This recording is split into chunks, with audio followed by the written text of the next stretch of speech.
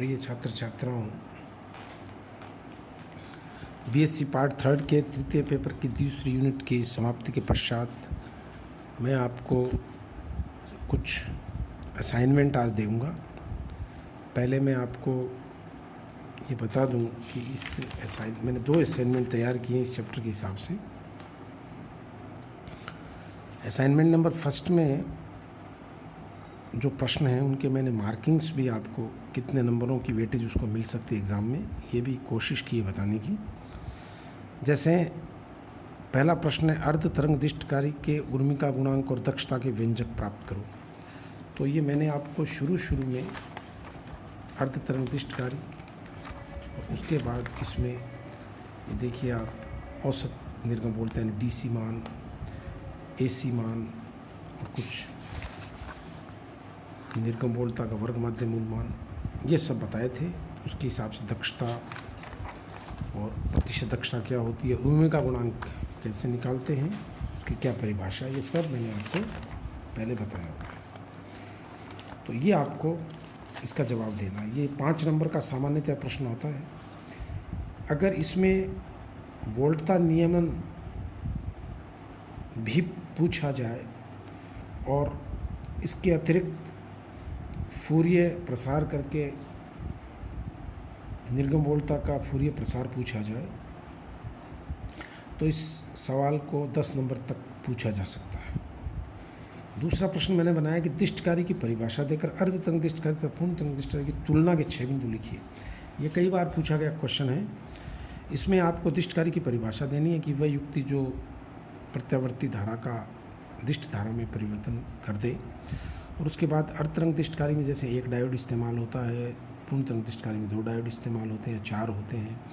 अर्ध तरंग दिष्टकारी की दक्षता बता दीजिए, पूर्ण तरंगधारी की दक्षता बता दीजिए, उनके उर्मिका गुणांक की विवेचना कर दीजिए। इस प्रकार तुलना के कोई भी 6 बिंदु आप लिख सकते हैं। ये 4 से लेकर के 6 नंबर तक की इसकी वेटेज होती है। फिर अगला सवाल है, सेतु दिष्टकारी क्या होता है, ब्रिज रेक्टिफायर, इसकी कार्यविधि समझाओ। तो आपको उसमें जो मैंने यहाँ क्लास में अच्छी तरह आपको बताया था, ये देखो तुलना के भी मैंने बिंदु लिखवाए और इसके अलावा ये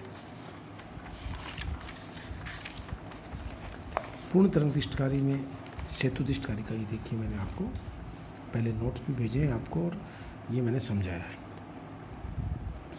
इसमें आपको साफ सुथरा परिपथ बना करके उसकी क्रियाविधि समझानी है कि किस प्रकार आधे चक्र में डायोड G2 और D4 अग्रबायसित होते हैं और अगले अर्ध चक्र में ये दोनों अग्रबायसित होते हैं। ये मैंने डायग्राम से आपको बता दिया था कि कौन से चक्र में कौन सा ये पहले अर्ध चक्र में, ये दूसरे अर्ध चक्र में।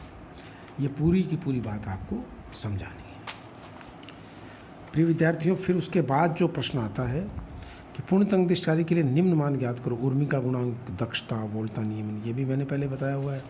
जैसे अर्ध तरंग दिष्टकारी के है वैसे ही मैंने आपको पूर्ण तरंग दिष्टकारी के लिए मैंने लाल अक्षरों में बताया था। और ये देखिए आप सारी की सारी बातें ये पूर्ण तरंग दिष्टकारी के लिए ये आपको मैं पहले बता चुका। पीक इनवर्स वोल्टेज या उत्क्रम शीर्ष वोल्टता से आप क्या समझते हो, सभी प्रकार के दिष्टकारी में इसका मान ज्ञात करो। सभी प्रकार का मतलब है अर्ध तरंग, पूर्ण तरंग और सेतु दिष्टकारी, तीनों में इसका मान बताना है। फिर आपको पूछते हैं कि एक दिष्ट शक्ति प्रदाय के विभिन्न भागों के नाम लिखो। इसमें आपको दिष्ट शक्ति प्रदाय में सबसे पहले आप कहेंगे कि निवेशी वोल्टता का स्रोत होना चाहिए। फिर आपको बताना है कि दिष्टकारी परिपथ होगा। फिर आपको बताना है फिल्टर परिपथ होगा और उसके बाद में बताना है वोल्टता नियामक, जेनर डायोड का इस्तेमाल। ये 4 भाग मुख्य किसी भी शक्ति प्रदाय के होते हैं। ये 3 नंबर का सवाल होता है। इसमें आपको एक ब्लॉक डायग्राम बनाना होगा जो मैंने पहले भी बताया हुआ है। फिर ये पूछता है सेतु दिष्टकारी और सामान्य पूर्ण तरंग से तुलना के मुख्य बिंदु लिखिए। तो यहाँ पर ये सवाल इसी का एक रिपीटेशन है जो सवाल नंबर 2 है, लेकिन इसमें आपको अर्ध तरंग और पूर्ण तरंग का दिष्टकारी में आप कोई से भी पूर्ण तरंग दिष्टकारी का वर्णन कर सकते हो, लेकिन यहाँ खुद पूर्ण तरंग दिष्टकारी के 2 भाग हैं, एक तो 2 डायोडों का इस्तेमाल करके और एक 4 डायोडों का इस्तेमाल करके। उनके तुलना के 4 बिंदु अपने को लिखने हैं। तो मुख्य फ़र्क जो आएगा वो पीक इनवर्स वोल्टेज का आ जाएगा, बाकी तो कोई फ़र्क आएगा नहीं। उर्मिका गुणांक वही रहेगी, दक्षता वही रहेगी, लेकिन मुख्य तुलना, जब दिष्ट कार्य की तुलना में आप समानताएं भी बता सकते हो और असमानताएं भी बता सकते हो कि परिपथ किस प्रकार से भिन्न होता है। दिष्टकारी में सेंट्रल टैप ट्रांसफॉर्मर होता है, जबकि सेतु दिष्टकारी में सामान्य ट्रांसफॉर्मर होता है, इसलिए उसकी कॉस्ट कम होती है। इस प्रकार से आप उसका जवाब दे सकते हो। ये प्रश्न कई दफ़े एग्जामिनेशन में आया हुआ है। असाइनमेंट नंबर 2 अपने यूनिट के अंतिम भाग से संबंधित है। जैसे फिल्टर का अर्थ क्या है, इसका उपयोग किस प्रकार करते हैं। तो इसमें आपको किसी भी फिल्टर का नाम नहीं लेना है, आपको केवल फिल्टर का कॉन्सेप्ट बताना है कि भाई दिष्टकरण के बाद भी जो प्राप्त वोल्टता होती है वो उच्चावच वाली होती है, पल्स सेटिंग डीसी होती है। उसका फूरियर विस्तार करते हैं तो उसमें बहुत सारे हमें स्पाइक्स मिलते हैं। उन स्पाइक्स को दूर करने के लिए जिन परिपथों का इस्तेमाल करते हैं उनको हम फिल्टर कहते हैं, ताकि निर्गम वोल्टता पूर्ण रूप से दिष्ट प्राप्त हो। इसका उपयोग किस प्रकार करते हैं मैं आपको लिखना है। इसका उपयोग लोड प्रतिरोध के पहले और डायोडों के पश्चात करते हैं। एक शंट ये सवाल 3 नंबर का आएगा, 2+1। एक शंट संधारित्र फिल्टर को पूर्ण तरंग दिष्टकारी में उपयोग में लाते हैं, इसकी क्रियाविधि समझाकर उर्मी का गुणांक ज्ञात करिए। तो इसमें आपको जो मैंने बताया था शंट फिल्टर, पहले फिल्टर की परिभाषा दे करके आपको यहाँ देखिए, मैंने जो आपको बताया था पहले, शंट संधारित्र फिल्टर ये रहा। दिष्टकरण के बाद एक संधारित्र को पैरेलल में हम लगाते हैं। इसमें पूरी बात समझा करके, ये सब आपको पहले बताया। आपको आउटपुट शो करना है कि किस तरह से प्राप्त होता है, फिर उसको एक आरादंती मानते हुए उसका हमें मैथमेटिक्स सॉल्व करनी है और उर्मी का गुणांक का मान प्राप्त, ये देखो ये हो जाएगा T/2√3 RLC, ये हमें प्राप्त करना है। इसी क्रम में मैंने आपको एल श्रेणी फिल्टर और फिर LC फिल्टर, ये सब L सेक्शन फिल्टर, ये सब बताए हुए हैं। तो ये प्रश्न इन्हीं से रिलेटेड आते हैं। जैसे अगला सवाल क्या है, तो ये जो सवाल है ये इसकी प्रक्रिया भी समझा कर उर्मी का गुणांक, ये 5 से 6 नंबर तक का सवाल पूछा जा सकता है।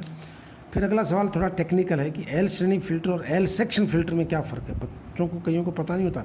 एल श्रेणी फिल्टर पूछते हैं तो एल सेक्शन का उत्तर लिखे आते हैं, एल सेक्शन पूछते हैं तो एल श्रेणी फिल्टर का लिखे आते हैं।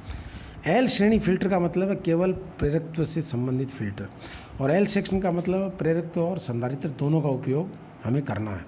तो एल श्रेणी फिल्टर तथा एल सेक्शन फिल्टर में क्या फ़र्क है। एक एल सेक्शन फिल्टर के उपयोग से प्राप्त उर्मी का गुणांक की गणना करूं, तो एल सेक्शन फिल्टर की आप क्रियाविधि समझाएंगे, ये भी 6 नंबर का सवाल आता है। इसी प्रकार पाई सेक्शन फिल्टर के उपयोग से पूर्ण तरंग दिष्टकारी की उर्मी का गुणांक, तो इसको भी आप मैं अच्छी तरह करा चुका हूँ, 2 डायोड, 2 संधारित्र और 1 प्रेरकत्व का उपयोग करके। फिर वोल्टता नियामक के रूप में जेनर डायोड के उपयोग का वर्णन करो, ये 5 नंबर का प्रश्न आता है। इसमें आपको जेनर डायोड की क्रियाविधि समझानी है कि किस प्रकार से धारा अधिक होने पर भी इसकी वोल्टता नियत रहनी है। और जेनर भंजन से क्या तात्पर्य है, इसमें आपको जेनर भंजन की क्रियाविधि समझानी है कि अवक्षय पोरक की मोटाई कम होती है जब डोपिंग लेवल ज़्यादा होता है। फिर जब आप आरोपित वोल्टता बढ़ाते हो तो विद्युत क्षेत्र का मान बढ़ता है और फलस्वरूप उसमें चार्ज कैरियर्स का ब्लास्ट होता है। ये सब मैं पहले भी बता चुका हूँ। इसका उपयोग, ये प्रश्न अपने, ये सब 5-5 नंबर या 4 नंबर के सवाल आते हैं। इसमें वोल्टता द्विगुणक और त्रिगुणक की पूरी क्रियाविधि है। तो ये 5+5 की आती है, जो भी पूछी जाएगी 4 से 5 नंबर इसका मिलेगा वेटेज अपने को। तो मैंने इसमें 2 पूछी, तो मैंने दोनों के 5+5 बराबर 10 नंबर आपको दे दिए। ये सब मैंने कल आपको बताया था। तो ये मुझे उम्मीद है कि आप ये सब चीज़ें बहुत अच्छी तरह करते हुए आगे बढ़ेंगे। अब हम अगली बार 30 यूनिट का आगाज़ करेंगे। ट्रांजिस्टर से संबंधित है, बहुत ही महत्वपूर्ण यूनिट है, क्योंकि इसी के ऊपर अगले 4थी और 5वीं यूनिट आधारित रहेगी। Thank you.